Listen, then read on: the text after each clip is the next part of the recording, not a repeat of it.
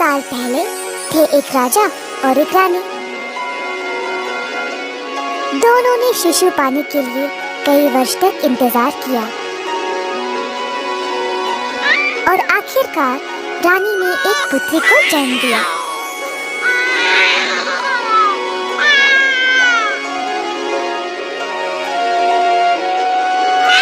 छोटी मुन्नी को बहुत लाड प्यार से पालन किया। महाराज के साथ रहता था उनका भाई धीरा और उसकी पत्नी मीनाक्षी, जो एक दुष्ट चुड़ैल थी।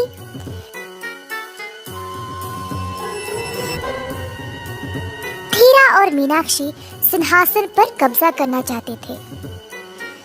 दिन पे दिन ऐसा लगता है जैसे सिंहासन हमारे हाथ से छूट रहा है।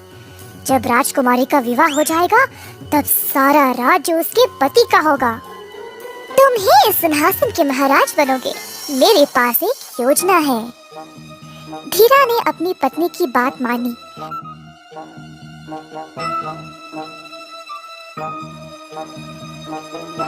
राजकुमारी के पास गया और उसको बातों से बहलाने लगा।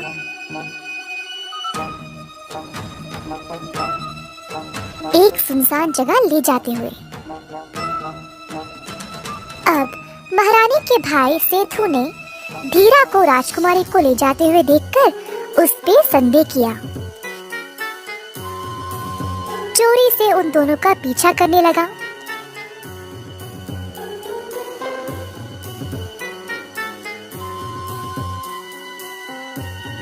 सेठू ने दूर से देखा कि धीरा राजकुमारी को बातों में लगा रहा था और अचानक से मीनाक्षी पीछे से आई और कुछ भूती उस पर छिड़क दिया। तुरंत राजकुमारी मछली में बदल गई और नीचे गिर गई। सेठू झट से उसकी ओर दौड़ा और मछली को हाथ में उठा लिया। धीरा और मीनाक्षी पे उग्र हो उठा। दोनों सोचने लगे कि अब सेठू को चुप कैसे कराए, नहीं तो वे मुसीबत में पड़ जाएंगे। मीनाक्षी ने तुरंत अपने काला जादू का इस्तेमाल किया, जिसके कारण सेठू गूंगा बन गया और अपने उंगलियों को हिला नहीं पाया। सेठू सब कुछ जानने के बाद भी किसी को कुछ बोल ही नहीं पाया। मजबूर रहा और राजकुमारी को बचा नहीं सका। सेठू मछली को लिया और महारानी के मछली घर में डाल दिया। महारानी को अपनी बेटी नहीं मिल रही थी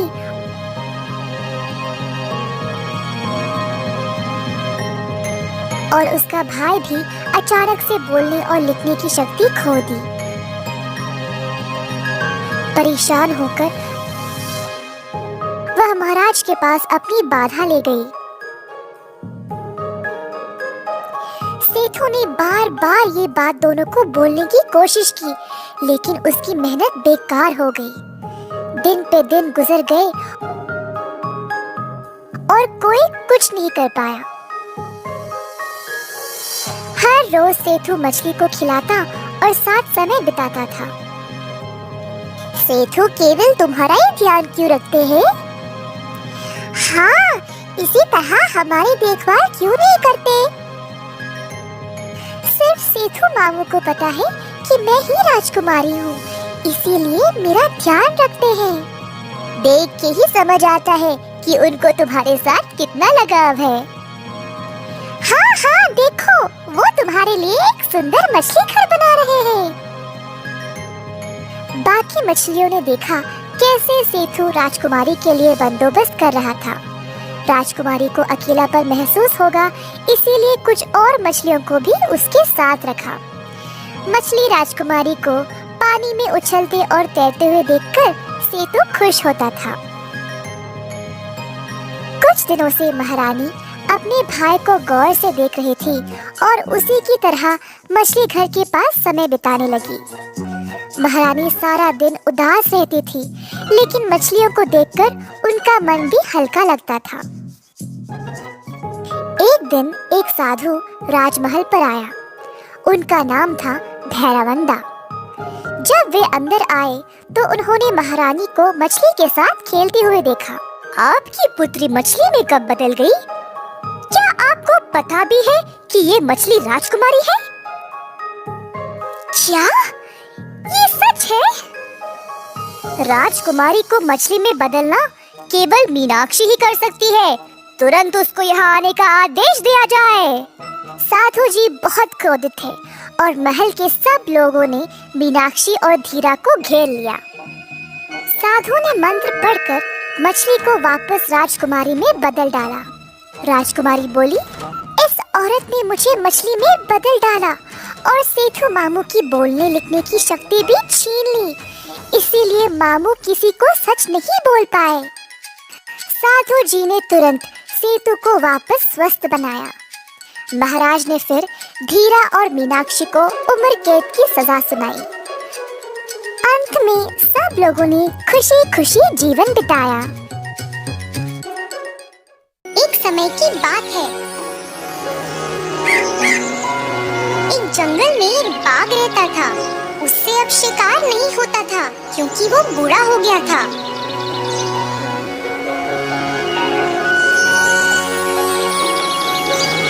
एक दिन जब वो नदी के किनारे गया तो उसे एक सुनहरा कंगन मिला। इसे तो मैं अपने साथ लेकर जाऊंगा और ये मेरे काम आ सकता है, उसने सोचा और उस कंगन को लेकर बैठ गया और खाने का इंतजार करने लगा। एक यात्री नदी के उस पार था। उसे देखकर बाघ बहुत खुश हुआ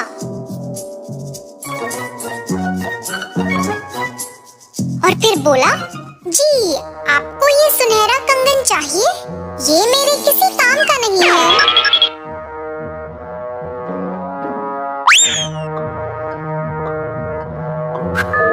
ये सुनते ही वो सोच में पड़ गया। ये तो सचमुच सोने का कंगन है, पर वहाँ तो एक बाघ है, वो बहुत खूंखार है।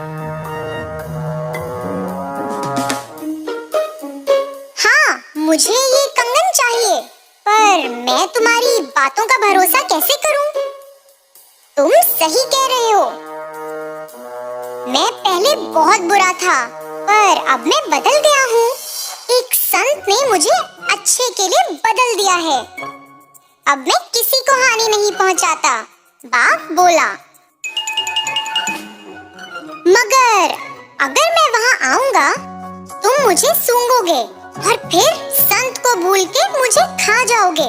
यात्री बोला, हाँ, मगर मुझे तुम्हें खाना भी हो तो भी मैं नहीं खा सकता, क्योंकि मैं बूढ़ा हो गया हूँ। तो तुम डरो मत, यहाँ आओ और इस कंगन को ले लो, बाघ बोला।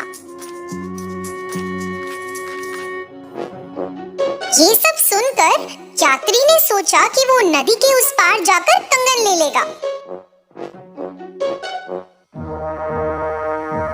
यात्री नदी में गया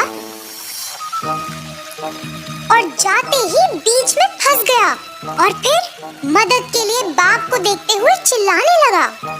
फिर एकदम वफादारी से बाघ बोला, हे भगवान, तुम तो फंस गए, मैं आता हूँ और तुम्हें बचा लूंगा। फिर अचानक उस बाघ ने अपना असली रंग दिखाया और अपने लड़ाकू रूप से उस आदमी पे हमला बोल दिया और नदी में छलांग लगा दी।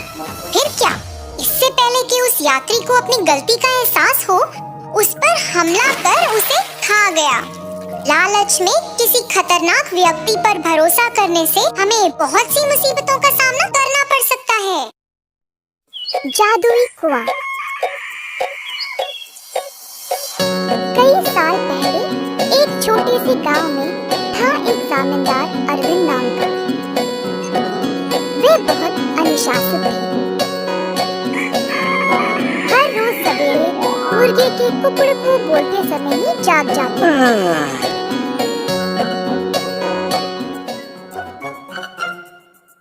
फिर अपने नौकरों को जगा के उन्हें काम पे भेजते थे।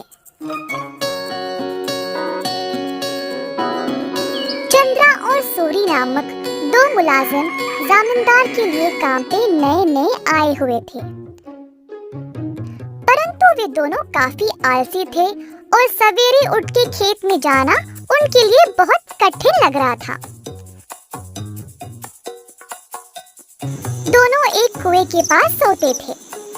एक दिन चंद्रा ने सूर्य से कहा, हाय रे, हर रोज सवेरे जाग के जाना बहुत ही कठिन काम है ना। सूर्य को भी ऐसा ही लगा।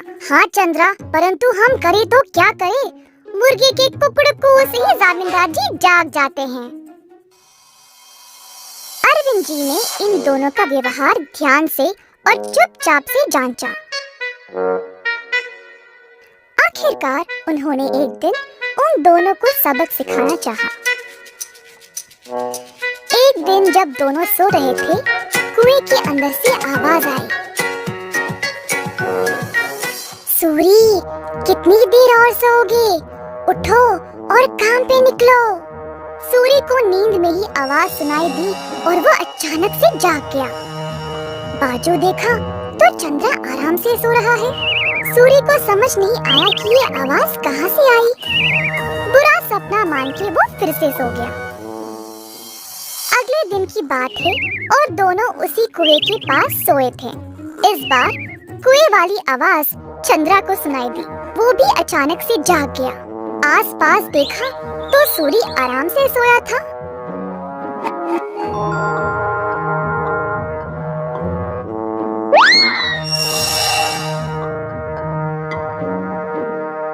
कोई बुरा सपना था शायद, ऐसा सोचकर वो भी फिर से सो गया। अगले दिन जब वे दोनों फिर से वहीं पे सो रहे थे, अचानक से एक खतरनाक आवाज सुनाई दी। दोनों एक साथ जागे और डर गए, एक दूसरे को देखने लगे। भाई सूरी, आपको भी सुनाई दिया क्या? हाँ चंद्रा, मैं बहुत डर गया और ये कोई बुरा सपना भी नहीं है। ये भयानक आवाज इस कुएं से आ रही है। मैं काम पे निकल रहा हूँ, तुम्हें आना तो आओ।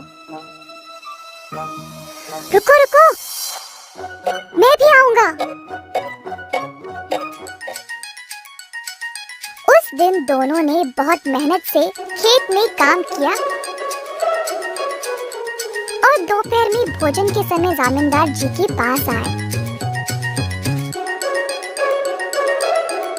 खाना खाते समय दोनों की शक्ल पे सिर्फ परेशानी लिखी हुई थी। जमींदार जी ने पूछा कि हुआ क्या। चंद्रा और सूरी ने सारी घटना सुनाई। ये सुनकर जमींदार जोर जोर से हंसने लगे। सुनो तुम दोनों, वो कोई भूत या बुरा सपना नहीं था। मैंने देखा कि तुम दोनों कुछ ज्यादा ही आलसी थे, इसीलिए तुमको सबक देना चाहा। कुएं के पास वो मैं ही था जो आवाजें निकाल रहा था। अब आई समझ। अब से ये सुस्ती छोड़ो और ठीक से काम करो। उस दिन से सूरी और चंद्रा ने अपनी आलस्य छोड़ा और खेत पर पूरी मेहनत से काम किया। अच्छे से अपनी रोजी रोटी कमाई और खुशी से जीवन बिताया।